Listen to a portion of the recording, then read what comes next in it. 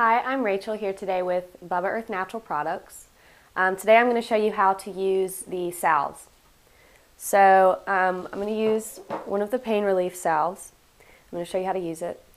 So here's one of the cans. You open up the can, and what you're going to do is you're going to use the back of your thumbnail, and you're going to scrape off about a pea size and put it where it hurts. So today I'm just going to put it on my wrist. Put that about that much on, and you're going to rub it in. You're going to rub it until it disappears, and it's that easy. Simple and easy.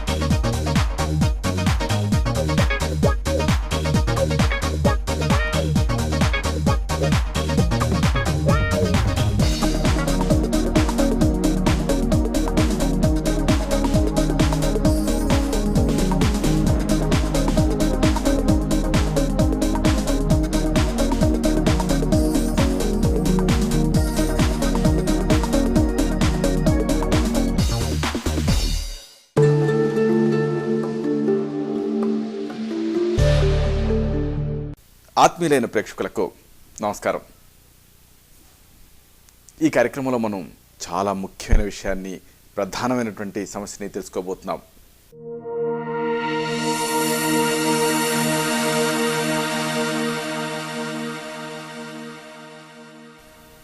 Govt వ్యాధి. Govt వ్యాధి చాలా పురాతన కాలం నుంచి మనిషిని బాధిస్తూనే ఉంది. దీనివల్ల ప్రధానంగా పాదం బొటన వేలులో, అలాగే వేరే కీళ్లలో విపరీతమైనటువంటి నొప్పి వస్తూ ఉంటుంది. 2000 సంవత్సరాల క్రితం నుంచి కూడా ఈ వ్యాధి కొనసాగుతుంది అంటానికి ఆధారాలు ఉన్నాయి. ఈ గౌట్ వ్యాధి సాధారణంగా మగవాళ్ళల్లో, అంటే పురుషుల్లో ఎక్కువగా కనిపిస్తుంది. మహిళల్లో కనిపించడం అరుదు. కనిపించదు అని కాదు, కానీ చాలా రేరుగా కనిపిస్తుంది. అయితే కొంతమందిలో మాత్రం మెనోపాజ్ ఉంటుందే, రజో నివృత్తి, దాని తర్వాత కనిపించేటటువంటి అవకాశాలు ఉన్నాయి. అంటే మెనోపాజ్ తర్వాత కొంతమంది మహిళల్లో గౌట్ కనిపిస్తూ ఉంటుంది. దీనికి సంబంధించి ఆయుర్వేదం ఏం చెప్తుంది తెలుసుకుందాం.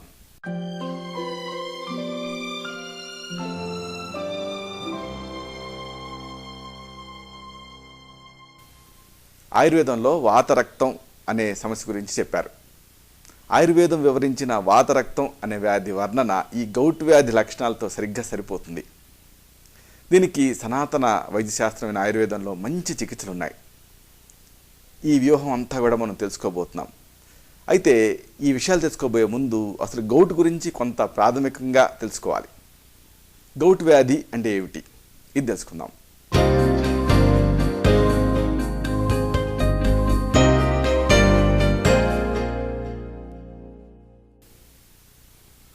ఇంతకాలం ఆహారాన్ని ఎక్కువగా తినేవాళ్ళలో మాత్రమే గౌట్ వస్తుంది అనేటువంటి అభిప్రాయం ఉండేది. అయితే ఇది నిరాధారం అని తేలింది. అంటే కేవలం ఎక్కువగా తిన్నంత మాత్రంతోనే ఈ గౌట్ వ్యాధి రాదు. కాకపోతే గౌట్ వ్యాధికి అలాగే కొన్ని ఆహారాలు ఉంటాయి. అంటే బీర్ కానీ, వైన్ కానీ, అలాగే మాంసాహారం కానీ, ఇలాంటివి. ఈ బీరు, వైను ఇలాంటి వర్గానికి సంబంధించిన పదార్థాలకి సంబంధం ఉంది అన్న విషయం మాత్రం రుజువైంది. అలాగే కొన్ని రకాల ఆహార పదార్థాలు కూడా ఈ గౌట్ వ్యాధిని ఎక్కువ చేస్తాయి. ఇదంతా పరిశోధనలో తేలింది. శరీర పచన క్రియలో భాగంగా జరిగేటటువంటి రసాయన చర్యలో లోపం ఏర్పడటంతో ఈ గౌట్ వ్యాధి వస్తూ ఉంటుంది. సాధారణంగా వ్యక్తుల రక్తంలో ఉండేటటువంటి ఈ యూరేట్ అనే పదార్థం గౌటు వ్యాధిగ్రస్తుల్లో స్ఫటికాల కింద మారి కీళ్ళల్లో చేరి విపరీతమైనటువంటి నొప్పిని కలిగిస్తుంది. ఇది మామూలుగా మనందరిలో కూడా యూరేట్ అనే పదార్థం ఉంటుంది. ఇలాగా రక్తంలో ఉండేటటువంటి యూరేట్ అనే పదార్థం గౌటు వ్యాధిగ్రస్తుల్లో స్ఫటికాల కింద మారుతుంది. ఈ స్ఫటికాలు కీళ్ళల్లో చేరతాయి. దీంతో విపరీతమైనటువంటి నొప్పి వస్తుంది. గౌటు వ్యాధి వంశపారపర్య వ్యాధి కింద వచ్చేటువంటి అవకాశాలు ఉన్నాయి. అంటే ఏమిటి, మీ కుటుంబంలో కానీ లేకపోతే మీ రక్త సంబంధీకుల్లో కానీ గౌటు వ్యాధి ఉందనుకోండి, అంటే గౌటు వ్యాధి ఇతివృత్తం ఉంటే అప్పుడు మీకు కూడా వచ్చేటటువంటి అవకాశం ఉంటుంది. కాబట్టి ఈ విషయాన్ని మీరు దృష్టిలో పెట్టుకోవాలి. ఇలాంటి అవకాశం ఉన్నప్పుడు ఆహారం అలాగే ఇతర విషయాలు వీటిలో జాగ్రత్తగా ఉండాలి. గౌటు వ్యాధి కేవలం కీళ్ళలో మాత్రమే రావాలని లేదు, శరీరంలోని వేరే భాగాల్లో కూడా కనిపించవచ్చు. అంటే ఏమిటి, కొంతమందిలో చర్మం కింద స్ఫటికాలు కనిపిస్తూ ఉంటాయి. అలాగే ఈ చెవి తిమ్మి మీద కూడా ఈ గౌటు వ్యాధి తాలూకు బొడుపులు తయారయ్యేటట్టు అవకాశం ఉంటుంది. ఇలాంటి ఈ బొడుపుల్ని వైద్యశాస్త్ర పరిభాషలో టోఫై అంటారు. ఈ సందర్భంగా మీకు యూరేట్ గురించి చెప్పాలి, యూరేట్ పాత్ర గురించి మీరు తెలుసుకోవాలి.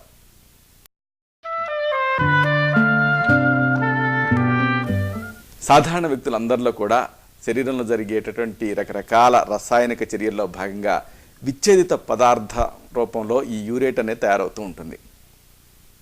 సాధారణంగా శరీరంలో ఎక్కువగా సంచితమైన ఈ యూరేట్ని శరీరం ఏం చేస్తుంది, తనంత తానుగానే మూత్రపిండాల ద్వారా, మూత్రపిండాల సహాయంతో మూత్రం ద్వారా బయటికి పంపించేస్తూ ఉంటుంది. అయితే ఒకవేళ గౌటు ఉందనుకోండి, ఈ గౌటు వ్యాధిలో ఏం జరుగుతుంది, ఈ యంత్రాంగం మందకొడిగా తయారవుతుంది. దీంతో పరిమితికి మించి ఈ యూరేట్ అనేది రక్తంలో పెరిగిపోతుంది. వంశపారపర్య లక్షణంగా కూడా ఇలాంటి తత్వం కొంతమందిలో ఉంటూ ఉంటుంది. అలాగే కిడ్నీలు పూర్తి సామర్థ్యంతో పనిచేయలేదనుకోండి, ఇలాగ పూర్తి సామర్థ్యంతో పనిచేయని వాళ్ళలో కూడా ఈ సమస్య వస్తూ ఉంటుంది. పోతే పరిమితికి మించి కణాలు తయారయ్యేటువంటి సందర్భాలు ఉంటూ ఉంటాయి.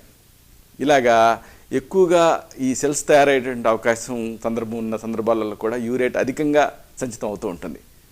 ఏమిటి దీనికి ఉదాహరణ అంటే కొన్ని రకాల వ్యాధుల్లో తెల్ల రక్త కణాలు ఎక్కువ సంఖ్యలో తయారవుతూ ఉంటాయి.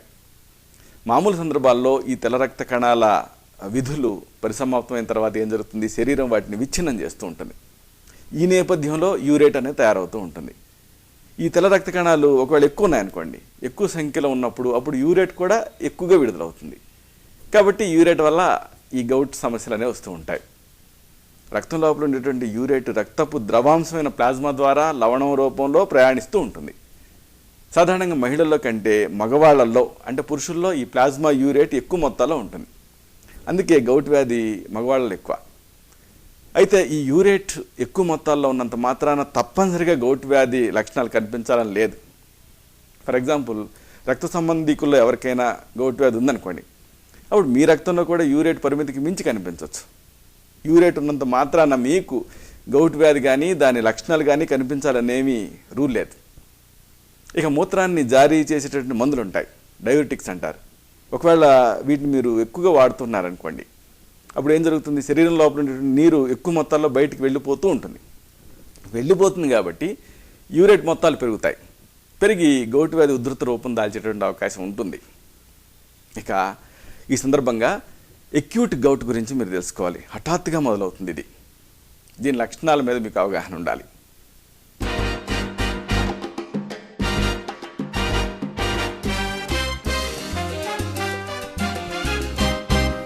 ఉన్నట్లుండి పోటేసేటటువంటి ఈ స్థితి ఇతర కీళ్ళ వ్యాధులన్నిటికంటే కూడా ఎక్కువ స్థాయి నొప్పిని కలిగిస్తుంది.